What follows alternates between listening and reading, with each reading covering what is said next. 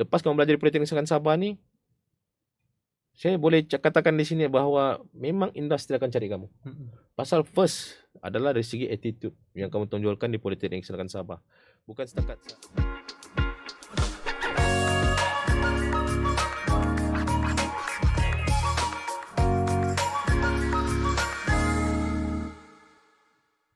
Okay, Assalamualaikum dan selamat pagi. Bertemu lagi kita dalam podcast Bah Kongsi kita. So jadi pada hari ini kita akan membincangkan tentang tajuk graduan TVET mampu penuhi pasaran kerja. Okay, jadi pada hari ini kita ada seorang tetamu yang kita jemput khas lah, iaitu TS Azhar bin Ambo. Okay, jadi mungkin ada pendengar ataupun penonton kita ni yang pernah dengar perkataan TS ataupun tak tahu apa itu TS. Okay? Jadi saya nak terangkan sedikit lah. TS tu merupakan teknologis. Teknologis ini merupakan gelaran profesional lah yang diberikan oleh Lembaga Teknologis Malaysia ataupun Malaysia Board of Technologies. So jadi nak cakap lah yang bahawasanya kita punya tetamu jemputan pada hari ini bukan kaleng-kaleng, bukan orang biasa-biasa lah, kita jemput pakar untuk memberikan perkongsian. Sebelum tu saya nak ucapkan tahniah kepada adik-adik SPM ataupun lepasan sijil yang berjaya mendapat tempat di institusi pengajian tinggi awam macam Politeknik sendirilah. So jadi tahniah diucapkan. Bagi yang tidak berjaya boleh kemukakan rayuan sehingga 7 Julai 2024. Okey, so tanpa membuang masa, kita kembali kepada tajuk kita iaitu graduan TVET mampu penuhi pasaran kerja. Okey, jadi kita nak bertanyalah sedikit sebanyak berkenaan dengan latar belakang dululah. Kita nak nak mendengar, kita kena tahu siapa yang memberi perkongsian itu.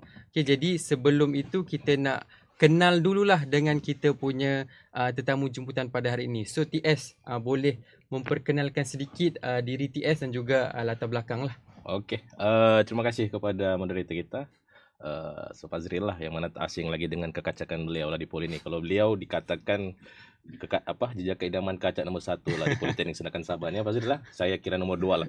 Okey, sebelum kita mulakan kita punya podcast ni, lebih baik kita berkenalan lah dengan saya terlebih dahulu.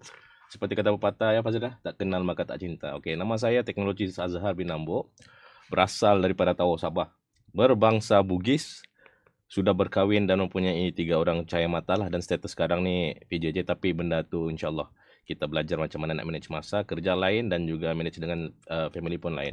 Jadi untuk latar belakang saya, pertama sekali adalah dari segi saya melanjutkan pelajaran di Sekolah Menengah Jambatan Puteri Tawau, kira alumni SMK Jambatan Puteri Tawau lah, lepasan SPM tahun 2008 tak silap saya, dan meneruskan melanjutkan pelajaran di Universiti Malaysia Sabah bahagian aquaculture, yang mana saya juga merupakan alumni daripada Universiti Malaysia Sabah dan graduate pada tahun 2012.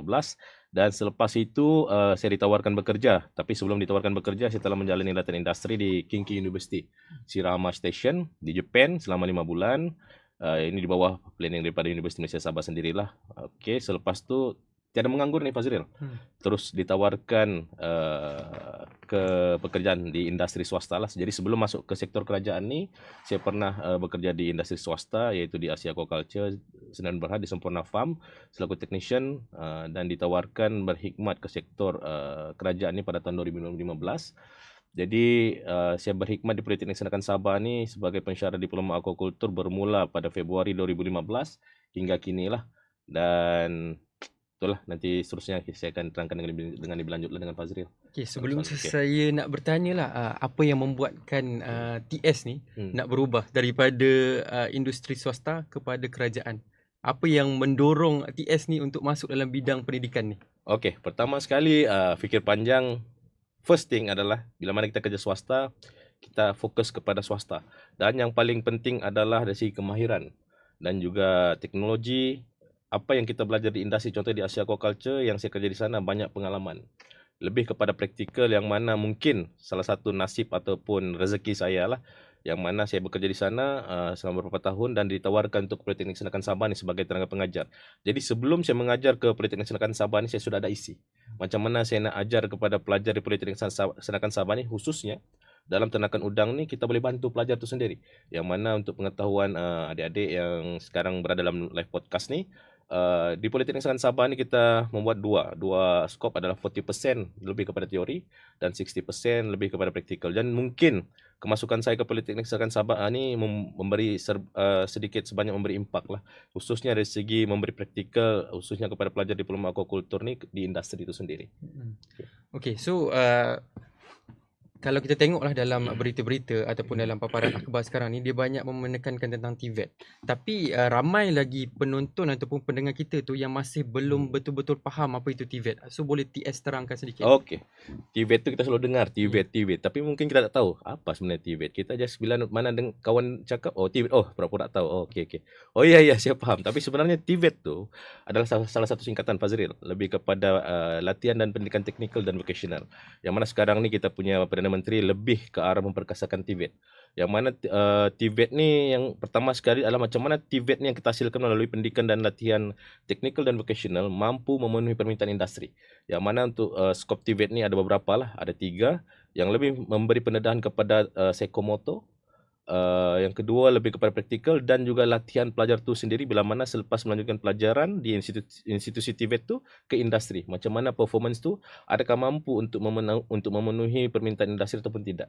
Jadi melalui TVET ni asasnya adalah untuk kita melahirkan pelajar ataupun graduan TVET. Contoh di Politeknik Sains Sabah ni, macam mana kita nak lahirkan pelajar diploma teknologi aquaculture, macam mana kita nak lahirkan pelajar diploma agroteknologi. First yang berasaskan kepada praktikal. Jadi maksudnya untuk kita anjak ataupun memperkasakan TVET ni untuk kita memenuhi pasar industri. Contoh industri kita nak pelajar yang betul-betul komitmen. Tapi macam mana dari segi aspek Politeknik Sains Sabah tu, macam mana kita nak nilai benda tu supaya kita dapat memenuhi keperluan industri. First adalah praktikal sebanyak 60% lah ditawarkan di Politeknik Sains Sabah ni. Jadi kepada para pendengar mungkin boleh share lah benda-benda bermanfaat ni kepada kenalan-kenalan di muka buku ataupun FB. Mana tahu daripada podcast saya dengan Cik Fazrul selaku moderator kita pada pagi ini sedikit sebanyak mempengaruhi para pelajar lepas SPM untuk masuk ke Politeknik, supaya mungkin selepas daripada podcast ini mungkin orang akan dengar bahawa jom kita study di Politeknik Sains Sabah pasal hasil daripada podcast yang saya sampaikan pada pagi ini. Lepas tu lebih saya menjurus kepada 4 skop daripada TVET Madani. Pertama sekali adalah mewujudkan daya saing mampan melalui pembukaan daya tahan dan kecemerlangan, dan juga yang kedua adalah mewujudkan budaya pembelajaran sepanjang hayat dan peningkatan kemahiran berterusan. Ketiga, membentuk ekosistem landscape pembelajaran lestari, dan yang keempat adalah melahirkan tenaga mahir TVET holistik lah. Yang mana holistik ni bermaksud macam mana kita nak lahirkan pelajar tu Fazril yang memang pokoknya kata orang tahu pokoknya ada balance dari segi rohani, jasmani dan sebagainya lah. Okey, saya rasa itu saja Fazril. Okey, so jadi macam tadi Cik Azhar cakap mungkin kita nak sekarang ni kita nak menarik minat pelajar lah untuk masuk dalam bidang TVET kan. So jadi kalau pelajar-pelajar ni ataupun adik-adik kita yang baru lepas SPM yang dapat tawaran apa semua ni, dia masih berbelah bagi, dia nak masuk ke tak masuk. Apa yang ditawarkan di Politeknik Sanakan ni, apa yang dia boleh dapat daripada Politeknik Sanakan ni. So jadi apa yang diorang boleh dapat sebenarnya TS daripada sini. Untuk soalan tu, terima kasih Fazril.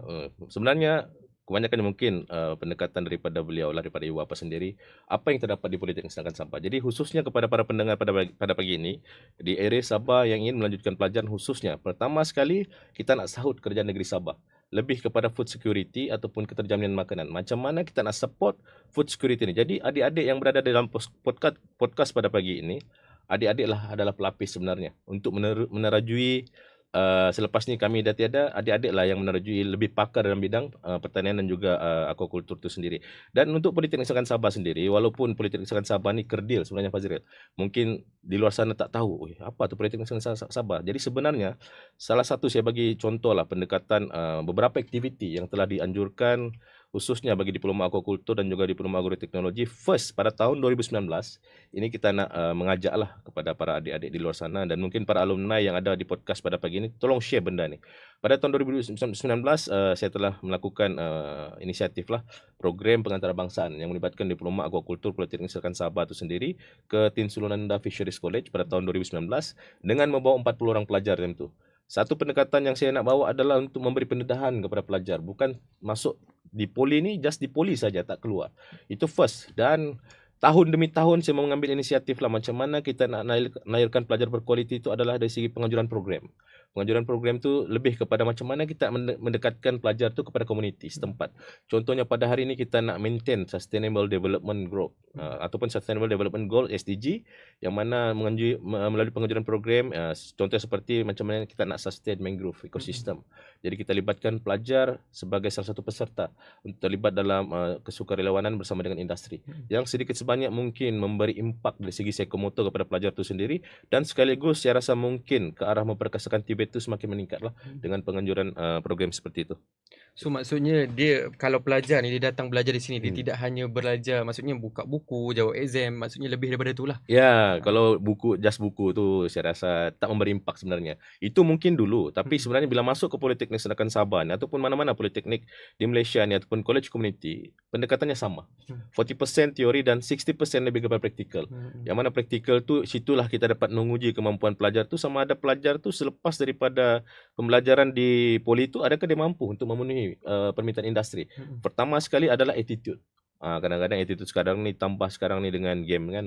Jadi macam mana kita, contoh kita ditawarkan bekerja di industri, macam mana kita nak manage masa tu, kerja, game, ciwik, cari jodoh. Itu contoh-contoh dia lah. Okay, so sedikit iklan bagi penonton dan pendengar kita pada hari ini. Kita ada hadiah istimewa. Okey, jadi macam mana kita nak dapatkan hadiah tu?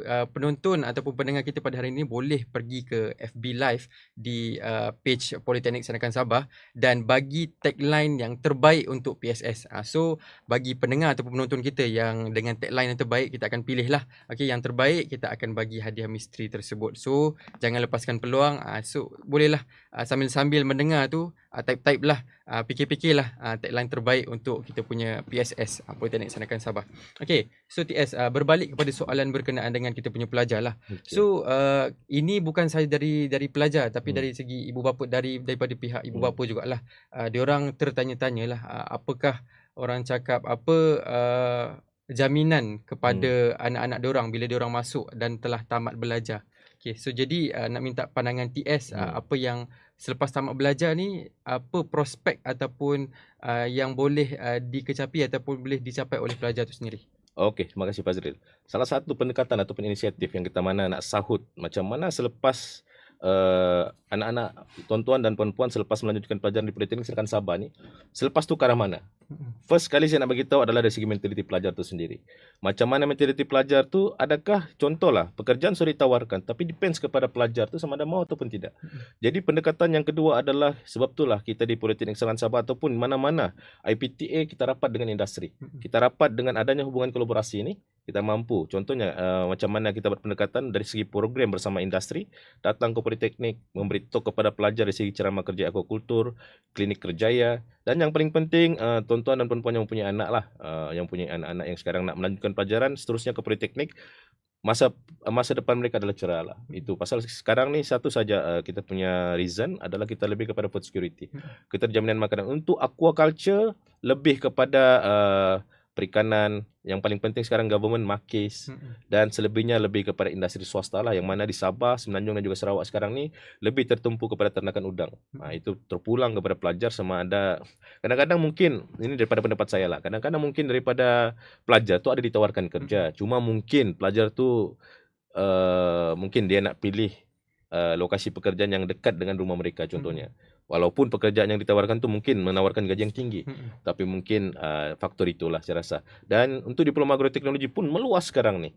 Kita ada ladang kelapa sawit, kita ada bagian penolong pegawai pertanian, dan makis pun sama. Untuk pengetahuan semua, makis sekarang ni dia di bawah MAFI.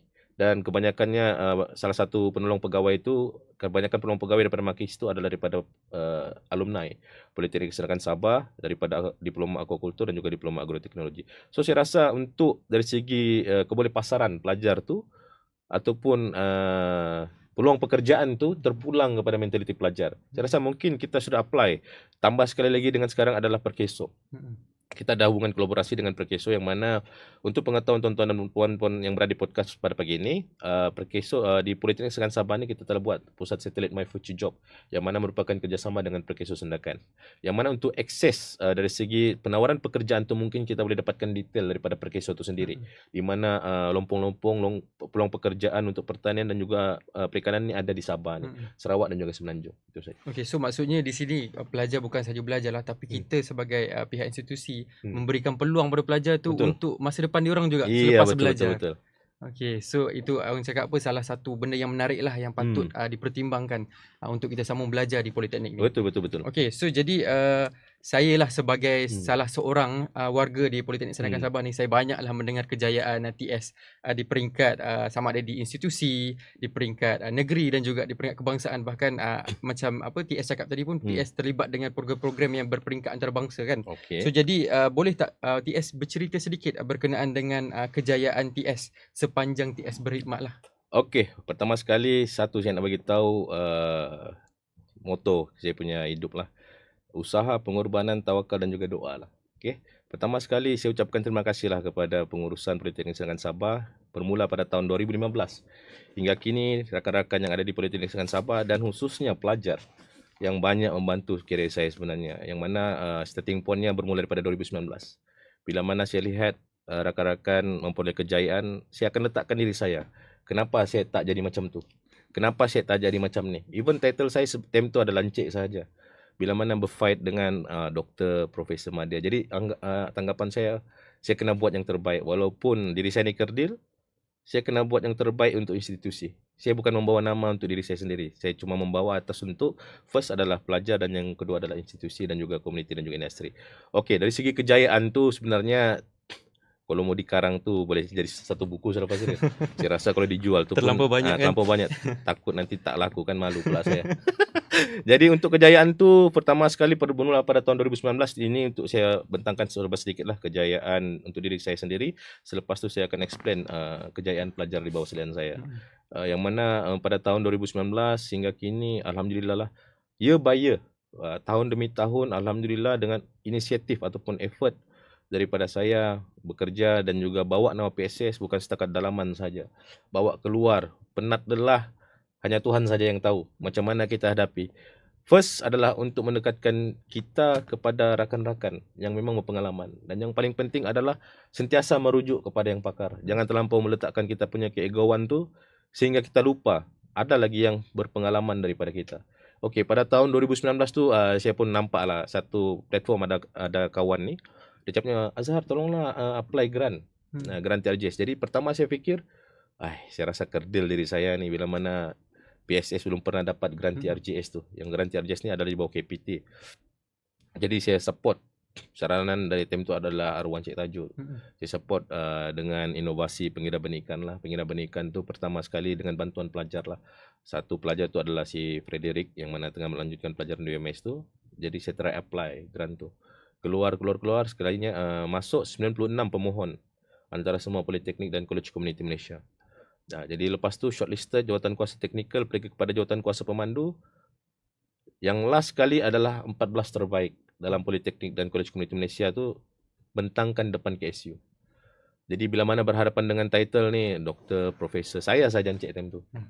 Jadi saya rasa saya kena beri yang terbaik ni untuk naikkan image PSS. Kebetulan Center of Technology time tu belum ditubuhkan, tapi kita punya bidang tujuan di Politeknik Serkan Sabah ni lebih kepada aquaculture.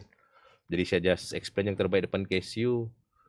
Saya try fahamkan apa sebenarnya kehendak ataupun permasalahan yang berlaku di Sabah ni, di AKS. Dan alhamdulillah keluar keputusan Politeknik Serkan Sabah berjaya untuk memperoleh grant tu pada tahun 2020. Daripada 14 yang masuk depan KSU hanya 12 saja yang terpilih. Diteruskan lagi dengan 2021, ini pula saya bawa pelajar. Kadang-kadang ni kita kena appreciate pelajar punya pengorbanan. Dia banyak bantu saya sebenarnya. Ini saya mau cerita sikit, bukan mau menangis lah, bukan. Kita kena banyak appreciate student. Tanpa student kita tak tahu ke mana kita punya tuju. Ya, yang mana pelajar ni dia lah yang sentiasa bantu saya. Tem grant TRJS tu dia bantu saya sebagai pembantu penyelidik tem tu untuk LI bersama saya. Itulah sekarang ni macam saya katakan Frederick Chulijung, dan juga diteruskan lagi pada tahun 2021. Tawaran daripada Grant Yayasan Inovasi Malaysia. Inilah sebab tu saya bagi tahu, bila mana kita tak fokus di dalam saja di Politeknik Negeri Sabah, kita paksa ataupun kita make effort untuk kita bawa diri kita keluar. Supaya banyak orang kenal PSS itu apa sebenarnya. Ya, jadi ditawarkan lagi dengan Yayasan Inovasi Malaysia di Politeknik untuk Politeknik Negeri Sabah, iaitu di bawah Magris Grassroots Open Challenge pada tahun 2021. Pun situ masuk ke final pitching lah. Politeknik Negeri Sabah salah satu daripada 20 kelompok yang terpilih untuk final pitching, dengan saya membawa dengan saya punya pelajar sekali time tu, Frederick Chulijung, dan time final pitching saya yang maju ke hadapan untuk bantu pelajar tu. Dan bertepatan dengan apa sebenarnya, kenapa saya lantik Frederick Chulijung sebagai ketua innovator, bukan saya.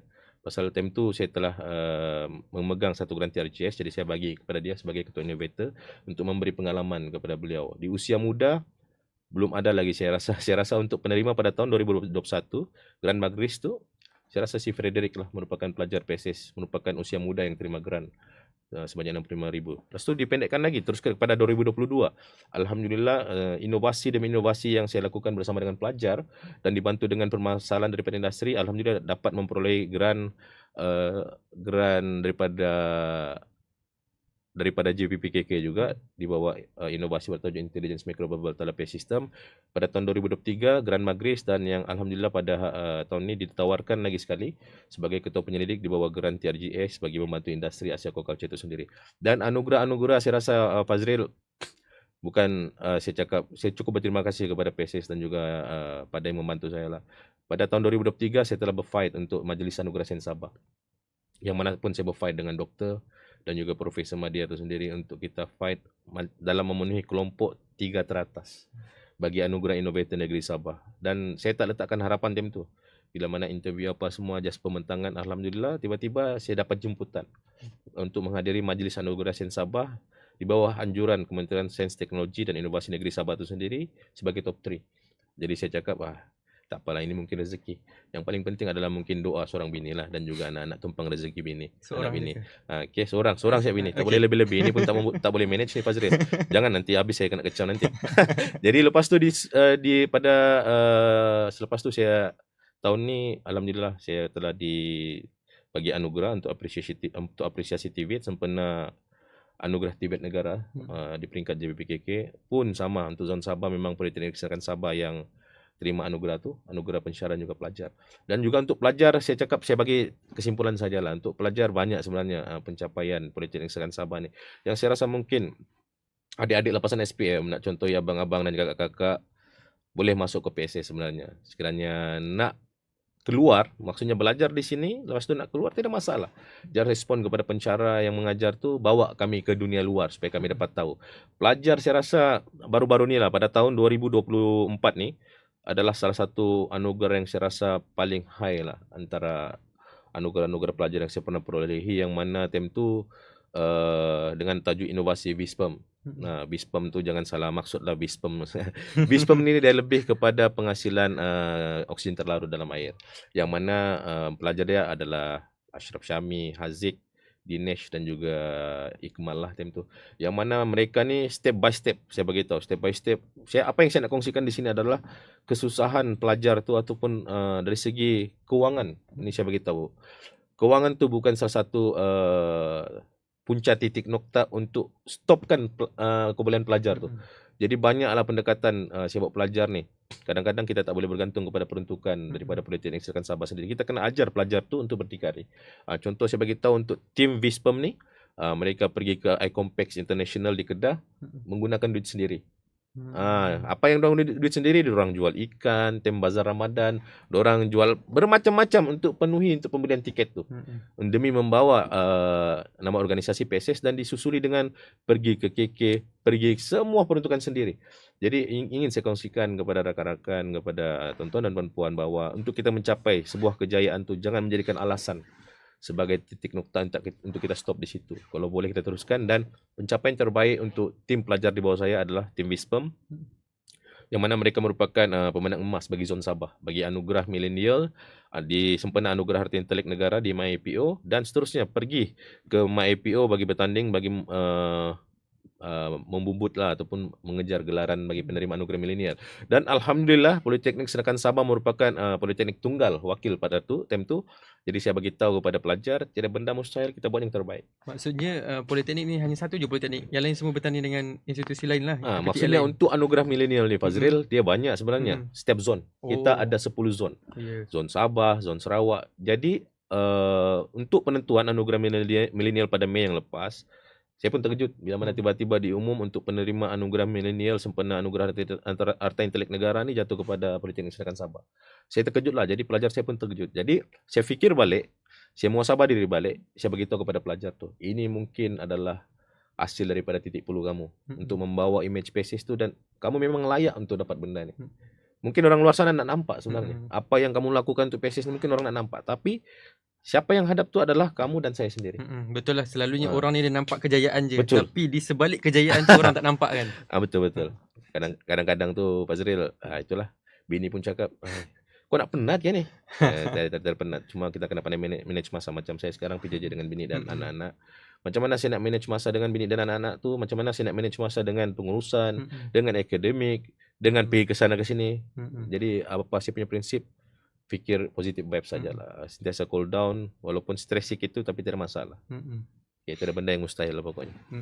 So macam yang kita dengar tadi lah, maksudnya TS ni bawa pelajar-pelajar kita, bukan maksud kejayaan yang TS kecapi tu bukan untuk diri TS saja, tapi untuk institusi dan juga pelajar. So jadi pelajar-pelajar ataupun bakal-bakal pelajar kita yang nak join, nak masuk PSS ni, perlu ambil, orang cakap ambil maklum lah, bahawasanya kita di PSS ni membuka peluang dan ruang kepada pelajar-pelajar kita untuk menyerlah. Bukan saja kita nak nama, tapi kita nak bantu pelajar kita. Macam tadi yang TS bagi tahu, pelajar-pelajar ni dia dilatih dengan skill-skill lah. Contoh macam diorang nak pergi tu, diorang tidak boleh terlalu berharap pada peruntukan yang sedia ada lah. Sebab untuk makluman semua, kita pelajar ramai dan juga pertandingan-pertandingan pun banyak. Jadi kita tak bolehlah untuk sediakan pada semua orang.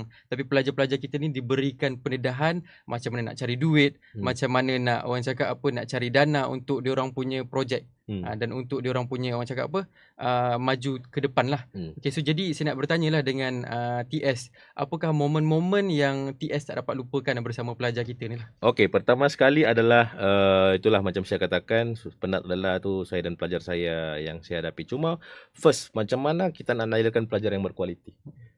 Kita berbalik kepada Tibet lah, macam mana kita nak memperkasa Tibet tu, khususnya dalam diri pelajar, supaya pelajar tu habis siap belajar di Politeknik Senakan Sabah, dia akan laris. Dia akan laris, dia akan laku bertepatan dengan apa yang dia buat di Politeknik Senakan Sabah time dia melanjutkan pengajian. Jadi momen-momen yang terindah tu saya rasa benda biasa lah. Ada pelajar menangis depan saya ucap terima kasih, tapi saya rasa benda yang first saya punya inisiatif lah.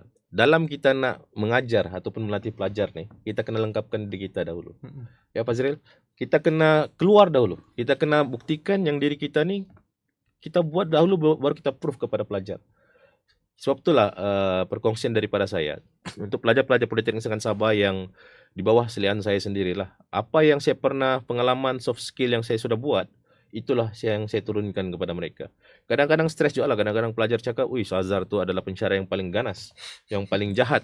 Saya cakap, itu penilaian daripada kamu.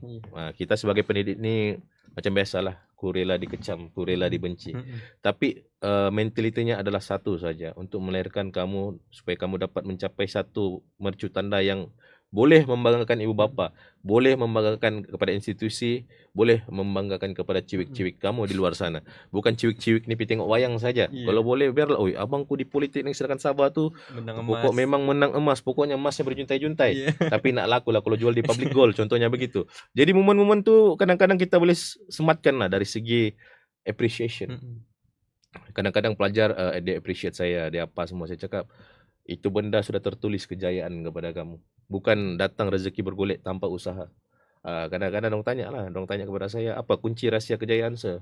Kalau mau dicerita 3 hari pun ni. Kalau nak bawa beras kuning tu main-main. Jadi saya kongsikan kepada mereka, saya cakap, kamu kena buat yang ini. Kamu kena ikut guideline saya ni. Saya tak paksa. Kalau kamu tak boleh ikut cara saya, tidak masalah. Tapi cara saya ni saya jamin kamu insya-Allah kau akan nampak esok lusa. Apa yang saya akan cuba buat kepada kamu ni. Saya rasa momen tu kalau mau dikupas banyak lah, cuma satu saja daripada saya, momen yang kamu belajar di Politeknik Senakan Sabah tu yang mendatang ni kamu akan tahu apa maksud kamu belajar di Politeknik Serkan Sabah ni dengan aktif dalam organisasi, dalam program, dalam sukan, dalam akademik, dalam inovasi, sukarelawan dan sebagainya. Yang mana lepas kamu belajar di Politeknik Serkan Sabah ni, saya boleh katakan di sini bahawa memang industri akan cari kamu. Pasal first adalah dari segi attitude yang kamu tonjolkan di Politeknik Serkan Sabah. Bukan setakat saja kita nak balancekan dari segi akademik. Capai pointer 3.9, 3.8. Lepas tu dari segi aktif kepada sukan, kepada masyarakat, komuniti tiada. Kita just duduk untuk mengejar pointer saja. Saya rasa benda tu tak holistik. Dia kena balance. Barulah kita boleh jamin bahawa pelajar ni boleh laris di pasaran hasil daripada graduan TVET di Politeknik Serkan Sabah ni. So maksudnya kita melahirkan pelajar yang seimbang lah, bukan Betul. sahaja pelajar ulat buku saja. Ulat buku dan juga handsome, bukan romantis, bukan tapi romantis tu tiada. Maksudnya kita walaupun dia handsome ke apa macam mana sekalipun kita kena fikir tanggungjawab daripada pensyarah tu sendiri macam mana kita nak lahirkan pelajar. Bukan sekadar arahan. Tapi kita kena turun padang bantu pelajar tu sendiri. Itulah adalah salah satu faktor kejayaan yang saya rasa mungkin boleh jadi perkongsian kepada para penonton ataupun pendengar kita pada pagi ini, Pak Zrin. So jadi untuk menarik minat adik-adik kita yang berada di luar sana kan, saya nak tanya sedikitlah berkenaan dengan aktiviti-aktiviti yang melibatkan pelajar yang TS laksanakanlah sebelum-sebelum ni. So, jadi boleh kongsikan sedikit. Okey. Sebenarnya untuk dari dulu saya merupakan ketua wadan lah di Politeknik Serkan Sabah dan selaku penasihat jawatan kuasa pelajar Kolej Kediaman. Jadi saya nak bentuk satu entiti yang kuat ni mengambil masa yang lama, Pak Zrin. Maksudnya kita nak, saya rasa benda yang sama, Majlis Perwakilan Pelajar, UIDM dan sebagainya. Nak membentuk satu kelompok ni supaya satu kepala kata orang. Kita kena kerja keras turun padang dahulu. Yang mana untuk pengetahuan adik-adik, tuan-tuan, ibu bapa yang join podcast pada pagi ini, yang mana banyak program yang saya rasa saya dah laksanakan bersama dengan pelajar. Pertama sekali bukan setakat kursus lah. Pertama sekali daripada organisasi yang saya pegang selaku penasihat JPKK, yang mana saya telah buat satu program lah, yang mana dia by version. Yang mana pertama tu brand dia adalah Expo Kolej Kediaman. Expo Kolej Kediaman tu 1.0 tu bermula. Yang saya ilhamkan tu saya cakap, kita kena buat benda ni supaya kamu muncul sebagai satu organisasi yang mampu wujudkan suasana harmoni di area Asrama Politeknik Serkan Sabah. Jadi time tu JPKK tu mungkin rasa time tu sebelum COVID saya rasa untuk 1.0 ni. Time tu banyaklah orang cakap, tak boleh bahasa macam mana kita membuat program ni. Dalam program tu ada 11 aktiviti, 12 aktiviti. Saya cakap, jangan kamu risau. Saya cakap, saya akan turun padang nak kisah. Pagi kah, malam kah, subuh saya akan ada bersama kamu untuk support kamu sehingga habis event tu. Expo Kolej Kediaman 1.0 dan rasminya pada tahun ni, pada bulan 3 melabuhkan tirai Expo Kolej Kediaman 5.0, yang mana hasil daripada perbincangan daripada pengurusan lah, supaya benda ni kita libatkan semua aspek. Jadi mungkin Expo Kolej Kediaman ni dia akan di rebranding ke satu program yang saya rasa untuk libatkan semua. Tapi itu saya tak tahu lah, mungkin daripada pengurusan nanti. Selepas tu ditambah lagi macam mana inisiatif saya supaya pelajar ni, Politeknik Serkan Sabah ni dikenal di komuniti. Jadi saya bawa lagi pelajar ni, buatlah satu program. Pertama sekali program Lestari Community. Program Lestari Community yang first saya buat adalah di Kuna. Ini atas bantuan dan juga kerjasama di Politeknik Polisisi Zon Sabah. Melibatkan Wadan dan juga JPKK di Politeknik Kota Kinabalu, di Politeknik Tawau Sabah, time tu Dr. Alfian dan juga Encik Azmi, dan juga yang di sini ada libatkan Wadan dan juga JPKK. Jadi apply lah, mohon peruntukan untuk kita selaraskan program yang pertama sekali kita buat untuk komuniti. Dan alhamdulillah kita buatlah program keluarga angkat, kita buatlah program bersama industri. Contohnya industri time tu kita buat di program Lestari Community di Kuna tu, kita buat di 3 industri, di Fafik Sparkle lebih kepada pelancongan, khususnya lebih kepada Politeknik Tawau Sabah tu sendiri. Politeknik Serkan Sabah lebih kepada Mokhtar Aquaculture, yang mana Mokhtar Aquaculture merupakan salah satu rakan kolaborasi kita pada hari ini. Dan untuk Polikeke lebih kepada Gajir Art, lebih kepada seni khat. Ya, itulah salah satu pengisian aktiviti yang saya rasa mungkin memberi maksud saya memberi minat kepada adik-adik di luar sana supaya masuk ke Politeknik Serkan Sabah ni. Saya jamin kamu masuk ke sini, kalau ini tanya saya rasa Cik Fazril pun merupakan pegawai kebajikan dan juga ini di Politeknik Serkan Sabah. Mungkin boleh bertanya kepada ini, ataupun kau masuk di Politeknik Serkan Sabah, orang pertama kau mencari adalah pengurusan lah. Kedua kau cari saya. Kalau kau mau dibentuk, insyaAllah saya boleh bentuk. Ditambah lagi dengan program Lestari Community, saya buat lagi di Balong Kokos. Yang kedua lah. Yang kedua, Hmm. 2.0 ni kita buat di community KRT Balong Kokos. Pun sama. Kita nak macam mana kita nak terapkan supaya pelajar ni macam mana dia nak adapt dengan environment baru. Maksudnya bukan setakat di Politeknik Senakan Sabah. Kita lepas siap pelajar ni dia boleh berdikari. Tak perlu dia kita macam mana sih, aduh pening kepala saya, stres bahasa. Kita lepas pelajar tu dia boleh hidup, dia boleh survive. Sebab itulah kita buat program sebegini untuk kita lahirkan pelajar tu yang betul-betul holistik. Lepas tu ditambah lagi dengan bukan setakat organisasi Fazril, ditambah lagi dengan pelajar kursus. Untuk pengetahuan, saya mengajar merupakan pensyarah penyelaras kursus bagi aquatic invertebrate culture, yang mana macam mana, dan juga penyelaras kepada Kelab Biodiversity Marine. Macam mana saya cakap supaya pelajar ni, kadang-kadang saya panas juga. Sudahlah pelajar ni tak datang kelas. Satu cakap, macam mana ni mau mewujudkan minat dorang ni. Jadi saya fikir, aku kena buat effort lebih ni. Supaya pelajar ni dia minat untuk belajar benda tu, dia minat untuk masuk kelab tu atas satu saja, penganjuran program. Jadi saya buatlah inisiatif time tu untuk invertebrate culture. Saya bawa pergi ke industri. Salah satu tempat dia ada di Asia Aquaculture, di Mokhtar Aquaculture. Diorang berkampung di sana selama seminggu untuk memenuhi keperluan kursus dan juga assessment yang mereka buat. Jadi dari segi situ mungkin boleh lebih kepada berkait relatednya di sini adalah work based learning, pengetahuan bersasaran kerja, yang mana mungkin dari segi program tu yang saya buat bersama industri. Selepas tu ditawarkan LI, Fazril. Lepas daripada LI tu ditawarkan pula untuk masuk skim Aqua Trainer. Yang mana sedikit sebanyak tu daripada program ni yang mungkin orang cakap boringnya. Tapi mungkin saya rasa pendekatan mentality pelajar sekarang ni Fazril, mungkin orang cakap bagus ni pergi luar ni, boleh naik bas poli, boleh singgah-singgah di Kuna, boleh beli amplang. Tapi apa yang paling penting adalah apa yang orang dapat di industri selama 5 hari orang buat. Lepas impact. Lepas tu saya bawa lagi pelajar untuk Kelab Biodiversity Marine untuk tanam mangrove. Kita pernah buat di Sankina Aquaculture di Batu 15 Tawau. Lepas tu kita sudah buat 2 kali di Asia Aquaculture Tau Farm 2 dan juga yang baru-baru ni di Sempurna Farm. Yang mana pelajar excited dengan kerjasama dari segi community, industri dan juga Jabatan Perhutanan Negeri Sabah itu sendiri untuk support dalam mencapai matlamat SDG 14 dan juga SDG 3 tak silap saya.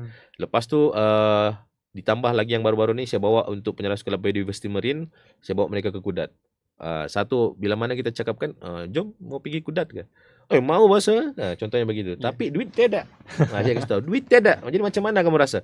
Kalau duit itu sepandai-pandai lah kami. Yang penting kami keluar, kami dapat dekat dengan community. Kami dapat laksanakan skill Kelab Biodiversity Marine tu bukan setakat di poli. Kita pergi keluar. Saya bawa orang pergi ke Kudat time tu Fazril. Apa yang berlaku di Kudat tu, kita buat di Kudat Turtle Conservation Center, community Bawan Jamal. Jadi salah satu saya pun nak tahu, saya first time pergi ke sana Kudat tu. Saya bawa dengan kekuatan 32 orang pelajar time tu. Bersama dengan inilah pegawai Encik Akmal dan sebagainya, pergi ke sana daripada Polis Tindakan dan pergi ke Kudat. Naik bas tu pertama sekali penganjur tu bagi tahu, Encik Azhar tak penat kan naik bas dari hujung ke hujung. Saya cakap saya tak kisah. Saya cakap yang penting pelajar ni dia tahu apa yang kita buat. Jadi orang di sana pikir, pertama saya rasa okey lah. Sampai di sana Fazril, lain tiada. Jadi saya cakap pedulilah kamu.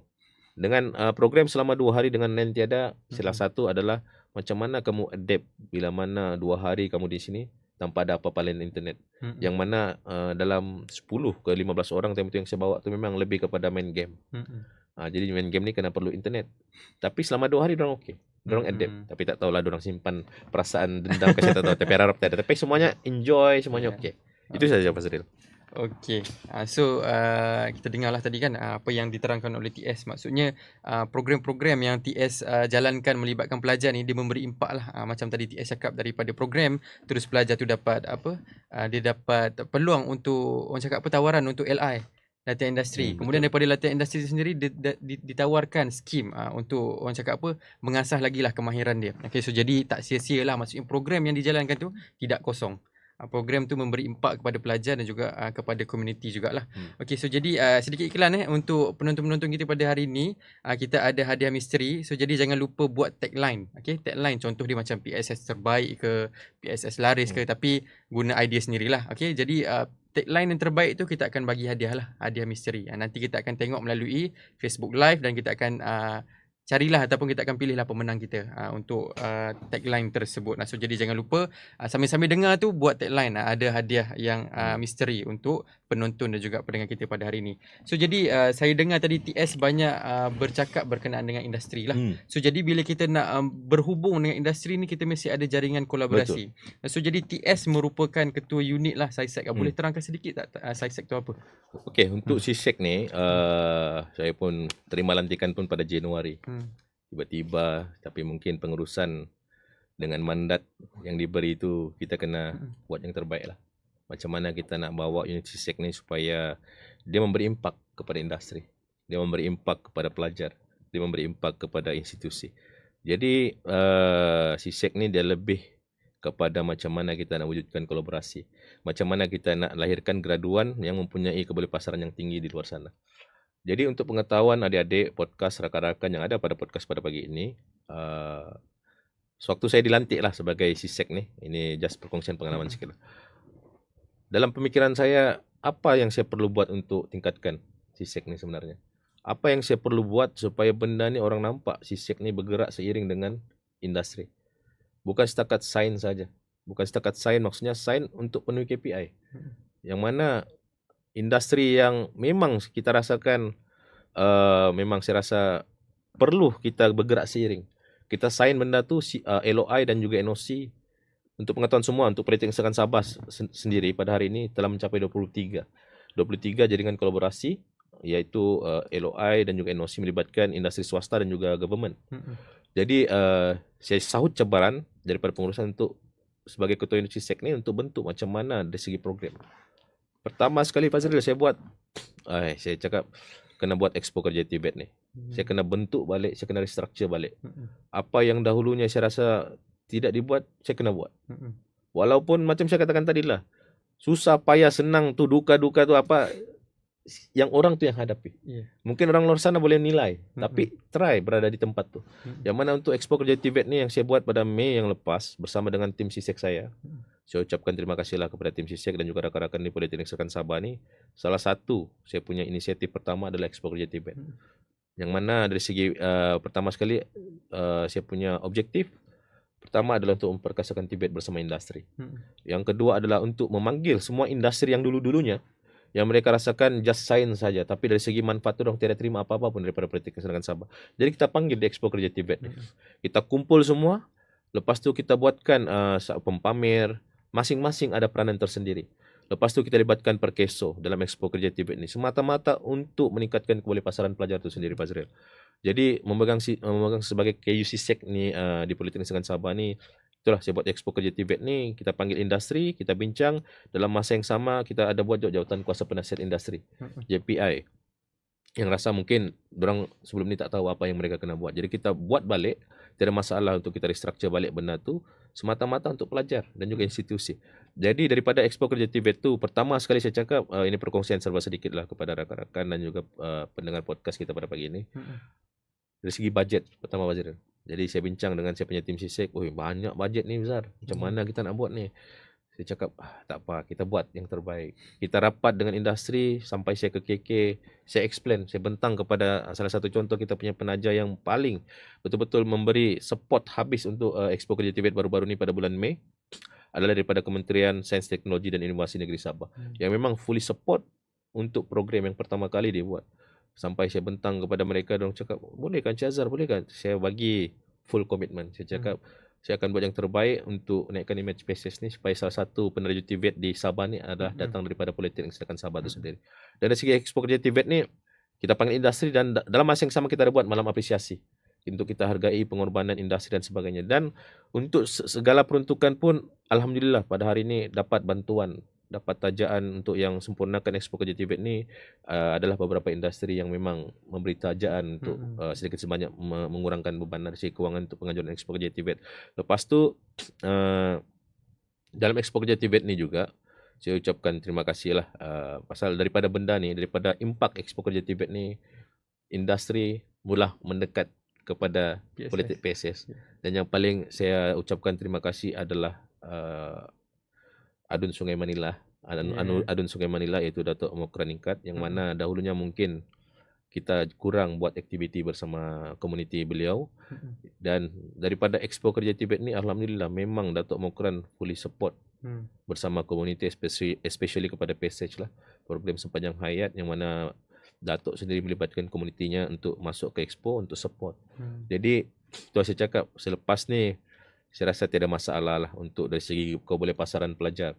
Untuk kita just approach kepada industri itu, mungkin pendekatan yang akan saya buat selepas ni adalah mungkin lebih kepada LI berstruktur. Saya akan bincang kepada Encik Hakimi dan sebagainya untuk supaya budak tu habis LI di industri terus ditawarkan pekerjaan. Jadi kadar pengangguran kita dapat kurangkan. Okey, itu saja Pak. Kita boleh capai nak capai peratusan boleh pasaran yang Betul. tinggi lah kan. Yeah. Okey, so jadi berkenaan dengan kolaborasi ni saya nak tanya TS lah apa dia punya manfaat ataupun impak kolaborasi yang kita jalankan dengan industri ni terhadap kita punya pelajar, institusi dan juga Okey. inilah. Saya bagi satu contoh lah Pak Zril. Kolaborasi bersama dengan Asia Aquaculture. Asia Aquaculture ni merupakan salah satu syarikat yang memang kalau di Thailand orang panggil CPF. Kalau di Malaysia orang panggil dia terbagi kepada dua. Satu Asia Aquaculture lebih fokus kepada aquaculture. Lepas tu PK Agro dia lebih kepada agroteknologi. Jadi pendekatan yang saya mulakan waktu saya memegang, saya lapor diri pada 2015 hingga kini. Benda tu memang saya akan jaga dia punya dari segi PR dan sebagainya. Semata-mata untuk pelajar. Jadi pendekatan pertama yang saya buat, yang saya bincang dengan salah satu orang kuat di Asia Aquaculture itu Mr. Kelvin. Mr. Kelvin, Mr. Sunton, Mr. Ramet. Macam mana kita buat program ni bersama dengan industri. Selepas tu ditawarkan LI. Selepas daripada latihan industri itu ditawarkan ke aqua trainee. Lepas daripada aqua trainee itu ditawarkan terus untuk jawatan tetap sebagai junior technician dan sebagainya. Jadi pada tahun 2016 banyaklah saya rasa Politeknik Senakan Sabah yang sahut cabaran pertama. Time tu saya masih biasa-biasa, saya masih banyak benda yang mau belajar. Tetapi menangkan itu adalah bekas industri saya bekerja. Jadi saya fully support macam mana kita nak realisasikan benda ni supaya setiap branch Asia Aquaculture itu dipenuhi dengan alumni daripada Politeknik Senakan Sabah itu sendiri.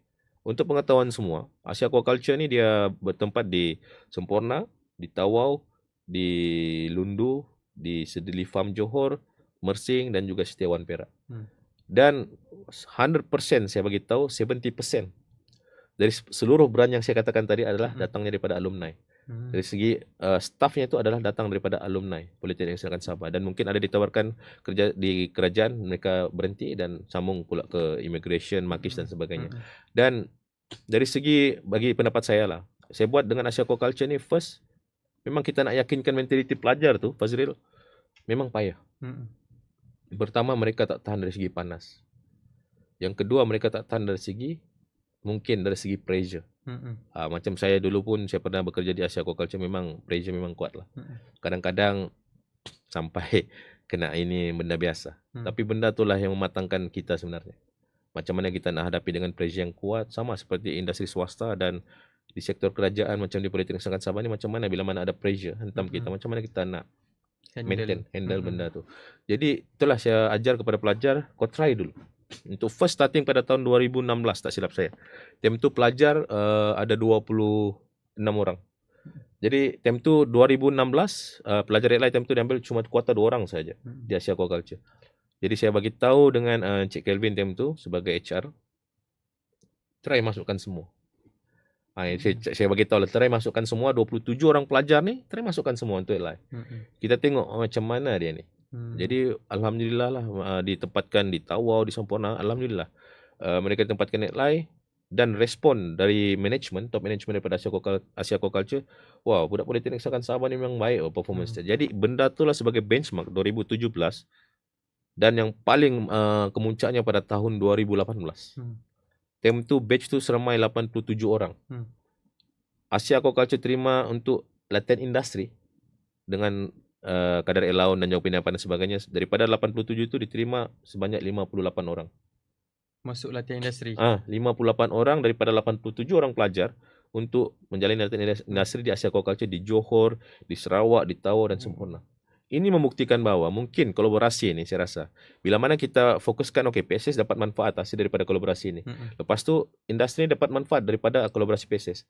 Kita tak menangkan untuk PSS saja dapat manfaat. Kita kena fikir industri pun kena dapat manfaat. Kita bagi tenaga mahir. Betul. Itu yang saya setuju Fazril. Kita bekalkan mereka kepada tenaga mahir. Macam mana kita nak bekalkan tenaga mahir? Berbalik kepada PSS. Macam mana pensyarah tu melatih pelajar tu supaya sentiasa committed, supaya kita bagi task, kau pergi sana atur. Panas bahasa. Jadi macam mana kita nak penuhi permintaan industri untuk lahirkan pelajar tu. Mm-mm. Kita takut bila mana pelajar kita tawarkan pergi LI atau Mm-mm. pergi kerja di industri ni, bukan pasal setakat orang cakap, oh Mm-mm. memanglah ada kabelnya. Mm-mm. Kabel pun nak cukup syarat. Mm-mm. Sekiranya attitude kau tiada, Betul. yang kabel tu malu. Ya. Kan kita itu. kalau jadi kabel pun malu kan Malu, kalau kita serius. bekalkan benda yang tak elok. pada orang Jadi kan. saya rasa mungkin industri pada hari ini untuk yang bekerjasama di Politeknik Serkan Sabah, insya-Allah kedepannya memang saya akan buat satu lagi benda dari segi perancangan ataupun mungkin industri mungkin boleh menjadi sebagai salah satu penyedia sijil latihan kemahiran. Industri sediakan kepada pelajar Politeknik Serkan Sabah sendiri yang mana mungkin boleh habis daripada belajar di Politeknik Serkan Sabah tu, sijil tu boleh laku di pasaran. Lepas tu yang kedua mungkin pendekatan yang akan datang ni mungkin kita boleh buat WBL, work based learning. Mungkin pendekatan saya tak tahu lah bila yang akan dilaksanakan ni.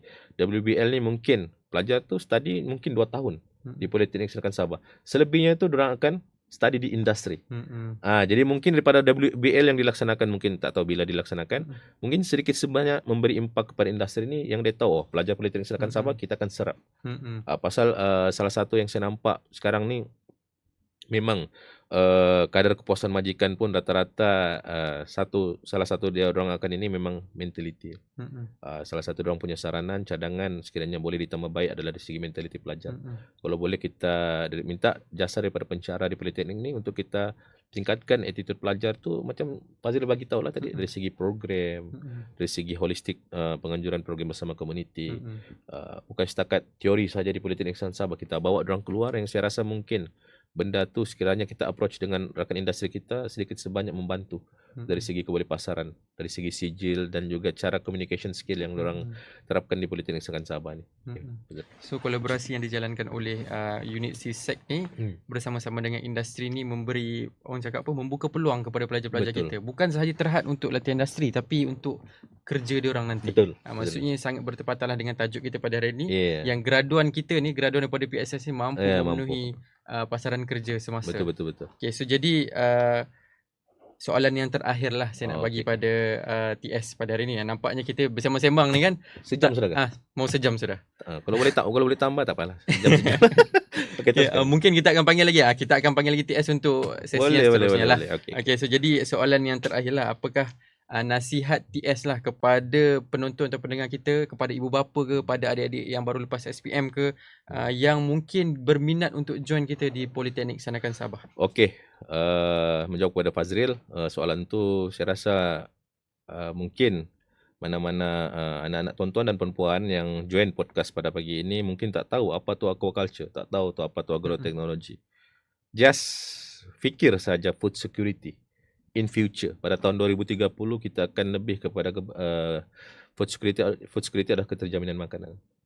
Pentingnya pendidikan dari segi agroteknologi dan juga aquaculture ni adalah macam mana kita nak tingkatkan skill kita dalam perikanan, macam mana kita nak tingkatkan skill kita dalam bidang pertanian, yang saya rasa mungkin esok lusa anak-anak tonton dan perempuan lah sebagai salah satu pelapis, salah satu pewaris untuk menyahut cabaran kerajaan negeri Sabah ni ke arah food security. Dan datanglah ke Politeknik Serkan Sabah ni untuk belajar, memandangkan sekarang ni mungkin orang tak tahu aquaculture tu apa. Saya pun merupakan pensyarah diploma teknologi aquakultur ni. Sebenarnya diploma teknologi aquakultur ni bidang kerja yang memang luas. Memang luas. Jadi jangan tanya dulu kepada anak tonton dan perempuan, datang dulu ke Politeknik Serkan Sabah. Sekiranya ditawarkan pengajian ke Politeknik Serkan Sabah dalam bidang diploma teknologi aquakultur, datang. Ambil dulu. Rasa dulu apa sebenarnya aquaculture itu. Jangan terus menganggap, ini peluang kerjaya ini tiada ini.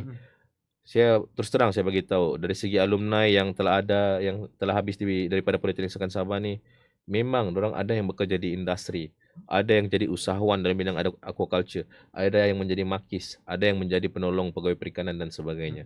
Jadi lepas tu yang kedua adalah diploma agroteknologi. Kalau ada tawaran, just datang saja ke Politeknik Serkan Sabah ni.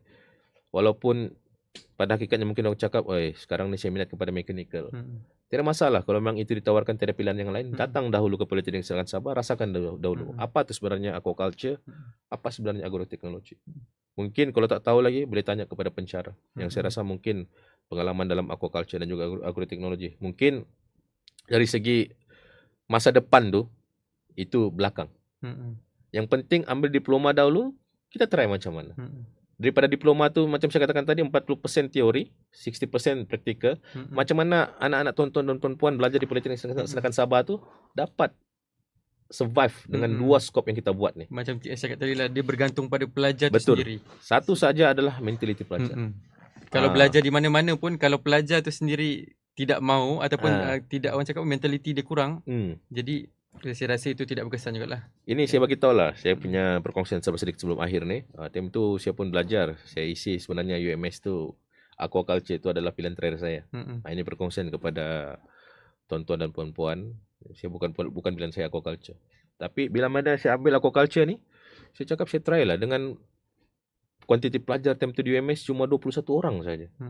Penuntut time batch saya di Universiti Malaysia Sabah. Saya cakap, wih, ini program apa ni aquaculture ni? Bila mana masuk ke kampung orang cakap, apa aja kamu buat tu nelayan ke apa? Saya cakap, ada macam benda unik dalam program aquaculture ni. Mungkin 21 orang ni habis ni, ini insyaAllah yang akan dapat pekerjaan. Memandangkan kuantitinya yang sedikit jika dibandingkan dengan kos-kos yang lain macam fizik, elektronik, kimia industri, 89, 80. Hanya aquaculture time tu.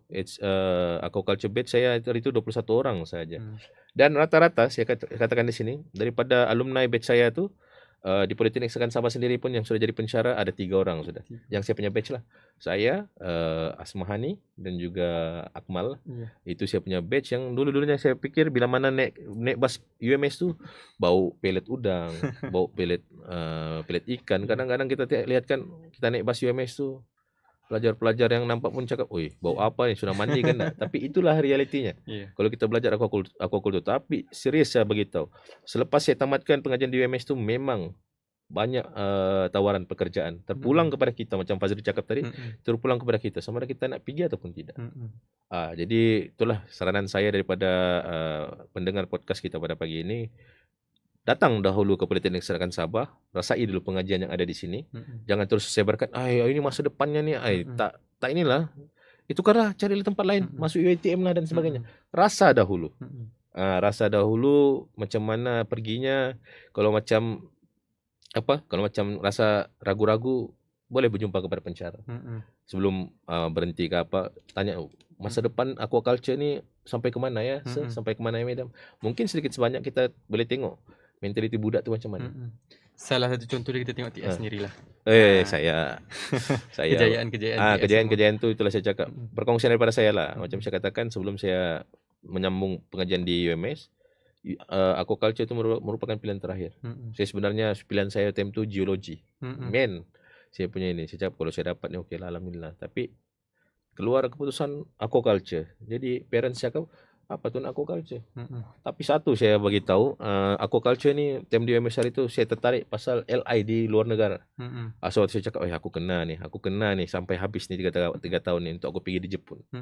Jadi bukan apa, kita mau tengok culture orang macam mana di sana. Salah satu dari segi culture, yang kedua adalah attitude. Apa yang saya belajar daripada di Jepun hari itu, LI selama 5 bulan, hari raya di sana Fazril, puasa di sana. Jadi kita ni mau kontak keluarga pun daripada Skype saja.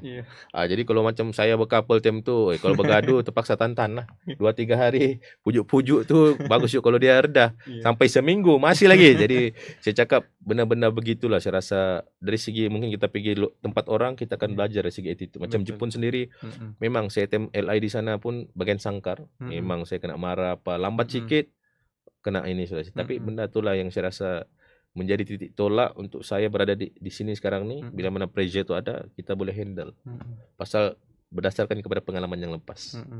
Itu saja Fazril. Okey, terima kasih. So jadi para pendengar dan penonton kita dengarlah perkongsian. Kita sudah mendengar perkongsian daripada TS Azhar. Okey, jadi apa yang saya dapat simpulkan di sini adalah kita di Politeknik Senakan Sabah ni, kita berusahalah membantu para pelajar kita untuk melahirkan pelajar ataupun graduan yang holistik, yang boleh memenuhi pasaran kerja.